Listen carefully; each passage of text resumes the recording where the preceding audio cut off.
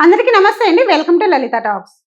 ప్రతి అమావాస్యకు ఒక ప్రత్యేకత ఉంది. అందులోనూ ఆషాఢంలో వచ్చే అమావాస్యకు ఇంకా చాలా ప్రత్యేకత ఉంది. ఈరోజు హోమాలు, యజ్ఞాలు, యాగాలు ఈరోజు ఏ పూజ చేసినా కూడా మనకి డైరెక్ట్ ఆ దేవతలకే అందుతుంది. దేవతలు ఆశీర్వదిస్తారనేసి ఒక నమ్మకం అనేది ఉంది. సో మనమైతే ఈరోజు ఆషాఢ మాసంలో వచ్చే అమావాస్య గురించి అయితే తెలుసుకున్నాం. అలాగే అమావాస్య రోజు ఎలాంటి పూజలు నిర్వహిస్తారో కూడా మనము తెలుసుకుందాము.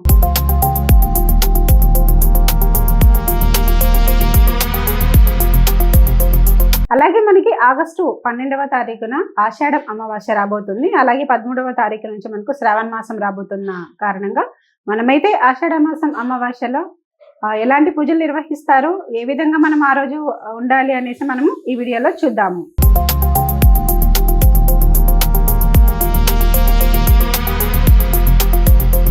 హిందూ సాంప్రదాయంలో ప్రతి అమావాస్యకు ఒక ప్రత్యేకమైన ప్రాముఖ్యత ఉంది. వాటిలో ఆషాఢ మాసంలో వచ్చే అమావాస్య కూడా ఎంతో పవిత్రమైనదిగా భావిస్తారు. ఈ రోజున పితృదేవతలకు తర్పణాలు సమర్పించడం, దాన ధర్మాలు చేయడం, భగవంతుడిని భక్తితో ఆరాధించడం విశేష ఫలితాలను ఇస్తుందని శాస్త్రాలు చెబుతున్నాయి. ఇప్పుడు ఆషాఢ అమావాస్యకు సంబంధించిన ఒక ప్రసిద్ధ ఆధ్యాత్మిక కథను తెలుసుకుందాము. పూర్వం ఒక గ్రామంలో ఎంతో ధనవంతుడైన వ్యాపారి ఉండేవాడు. అతనికి సంపద, భూములు, ఆస్తులు అన్నీ ఉన్నప్పటికీ ఇంట్లో ఎప్పుడూ ప్రశాంతత ఉండేది కాదు.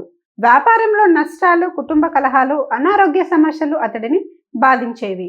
ఒకరోజు ఆ గ్రామానికి వచ్చిన మహర్షిని కలిసి తన కష్టాలన్నీ వివరించాడు. అప్పుడు మహర్షి ధ్యానం చేసి ఇలా అన్నారు: నీ పూర్వీకులకు చేయాల్సిన కర్తవ్యాలు విస్మరించబడ్డాయి. అంటే వాళ్ళు మర్చిపోయారన్నమాట. వారి ఆశీస్సులు లేకపోవడం వల్ల జీవితంలో ఆటంకాలు ఎదురవుతున్నాయి. ఆషాఢ అమావాస్య రోజున స్నానం చేసి పితృదేవతలను స్మరించి తర్పణం చేయి, అన్నదానం చేయి, పేదలకు వస్త్రదానం, గోదానం లేదా నీ శక్తికి తగిన దానం చేయి, భక్తితో శ్రీ మహావిష్ణువును, పరమశివుడిని ప్రార్థించు అని ఆ మహర్షి చెప్పారు. వ్యాపారి మహర్షి చెప్పినట్లే ఆషాఢ అమావాస్య రోజున నదిలో స్నానం చేసి పితృదేవతలకు తర్పణం సమర్పించాడు. బ్రాహ్మణులకు భోజనం పెట్టాడు, పేదలకు అన్నదానం చేశాడు, శివాలయంలో అభిషేకం చేసి విష్ణుమూర్తిని భక్తితో పూజించాడు. కొన్ని రోజుల తర్వాత అతని జీవితంలో ఆశ్చర్యకరమైన మార్పులు కనిపించాయి. వ్యాపారం అభివృద్ధి చెందింది, కుటుంబంలో సుఖశాంతులు నెలకొన్నాయి, ఆరోగ్యం మెరుగుపడింది. అతడు ఈ మార్పులన్నీ పితృదేవతల ఆశీర్వాదం మరియు భక్తితో చేసిన పూజల ఫలితమేనని గ్రహించాడు.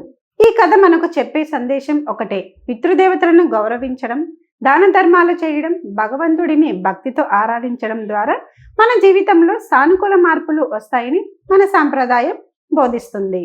అందువల్లనే ఆషాఢ మాసానికి అంత ప్రత్యేకత ఉంది. ప్రతి ఒక్కరూ ఆషాఢ మాసంలో ఈ విధంగా చేస్తే మనకు ఉన్న కష్టాలు, మనకున్న బాధలు తొలగిపోతాయి అనేసి శాస్త్రాలు చెబుతున్నాయి. అలాగే మన పితృదేవతలను కూడా మనము గౌరవిద్దాము. మన పితృదేవతలకు తర్పణం చేయడం ద్వారా మనకి జీవితంలో ఎదురయ్యే కష్టాలు, ఎదురయ్యే ఇబ్బందులు కూడా తొలగిపోతాయని మన హిందూ శాస్త్రాలు చెబుతున్నాయి. ఇలాంటి ఆధ్యాత్మిక కార్యక్రమాలు చూడాలనుకుంటే లలిత టాక్స్ని సబ్స్క్రైబ్ చేయండి. అలాగే ఈ వీడియో మీద మీ కామెంట్ మెసేజ్ పెట్టండి. నమస్తే.